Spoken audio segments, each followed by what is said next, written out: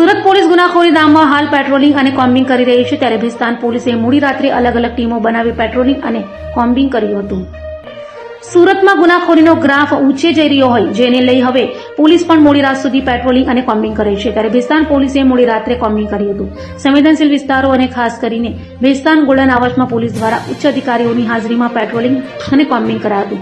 રાત્રે 3 થી સવારે 5 વાગ્યા સુધી પોલીસે પેટ્રોલિંગ અને કોમ્બિંગ કર્યું હતું. ભેસ્તાન પોલીસ સ્ટેશન કે જે ડિવિઝન તથા ઝોન 6 હેઠળ આવેલ છે, ત્યાં કોમ્બિંગનું આયોજન કરવામાં આવેલ છે.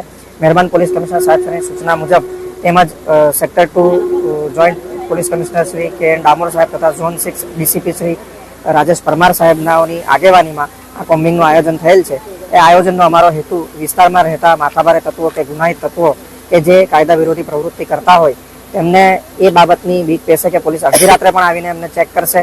એટલું જ નહીં, પણ વિસ્તારમાં જો કોઈ આવી પ્રવૃત્તિ ચાલતી હોય તો પોલીસ સતત નિગેબાન છે અને અડધી રાત્રે પણ આવી પ્રકારની પ્રવૃત્તિઓને નાથવા ડામવા માટે પોલીસ સતત કાર્યશીલ છે. એ અમારા કોમ્બિંગનો હેતુ છે. અને આ કોમ્બિંગમાં આજે ઝોન 6 વિસ્તારના તમામ પોલીસ સ્ટેશનની પોલીસને સાથે રાખીને ભેસ્તાન પોલીસ સ્ટેશનના પીઆઈ તેમજ ઝોન 6 ડીસીપી શ્રી રાજેશ પરમાર સાહેબનાઓની આગેવાનીમાં આજે અમે આ કોમ્બિંગ કરી રહ્યા છીએ.